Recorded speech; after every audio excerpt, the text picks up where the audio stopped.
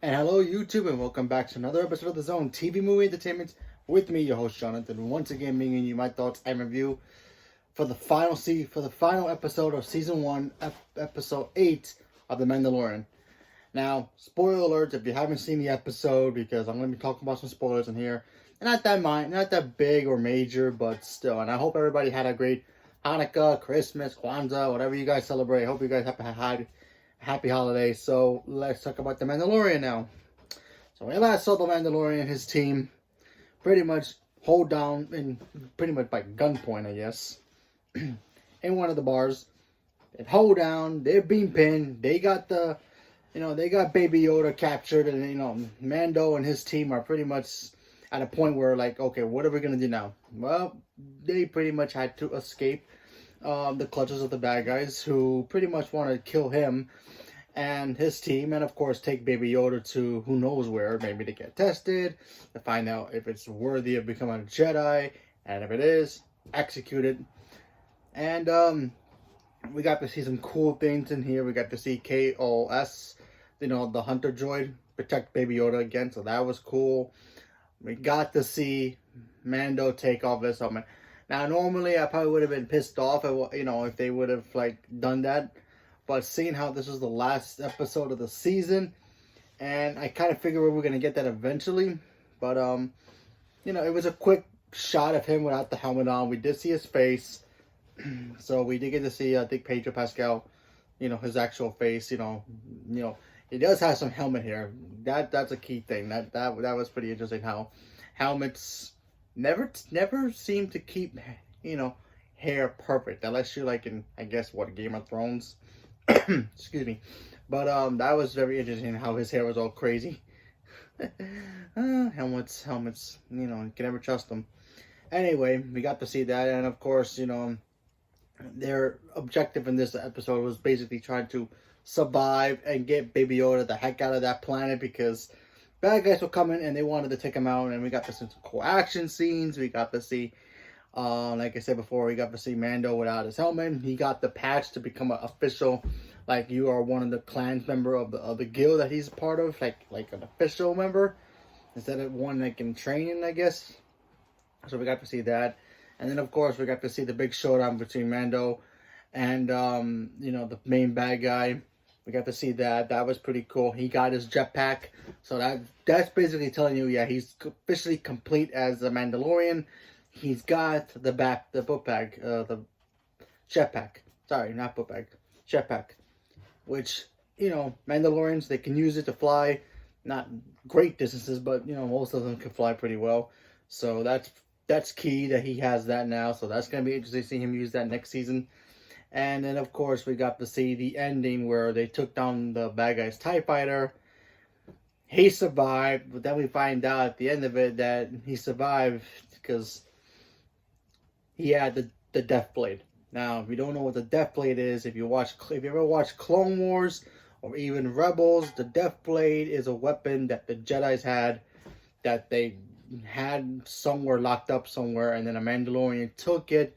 And it was a weapon that, they can use against the lightsaber. It looks like a lightsaber, but it's black. And it's in the shape of an actual sword. So there's that. And like I said, it glows black. And the Mandalorians always, especially the leader of the Mandalorians, they always use it against the bad guys.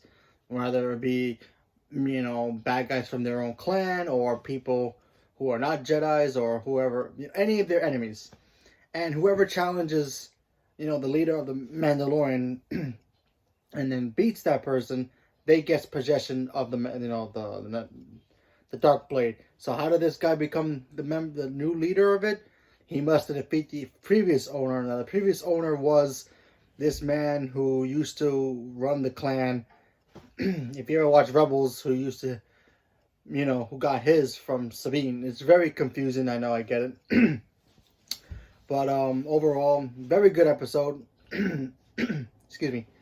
Overall, I enjoyed this show a lot. It was very fun, cool action scenes. There are a couple of moments and a couple of episodes where like, okay, that didn't work. But still, overall, it was a great show, and I enjoyed it. And now I can't wait for number 2. This episode, we got to see, good action scenes. Taika Waititi did direct this episode. That was fun. So you have that fun quirkiness that he does a lot in his movies or TV shows. And it worked. It worked. There was one thing that didn't work for me. I was kind of like wondering, how is this even possible? There's a point in the episode where they get into a boat, and normally, yeah, boats, yeah, sure, sometimes they're slow, sometimes they're not. But they usually travel in water, but they were traveling in lava like it was water. How's that possible? Go figure. No idea. How the metal did not melt, how the heck did they all survive that? No idea. That was the only little hiccup that I didn't like, but what can you do? And also, this episode did prove to us once and for all that stormtroopers can't shoot, because in the opening episode, stormtroopers are just sitting there waiting for orders to take the Baby Yoda somewhere, and they're playing target practice with a piece of metal on the floor. Man, they can't shoot. That was hard to watch. That was hard to watch. But overall, great episode, great show. Can't wait to see more, and I hope next season is more of a bigger pop.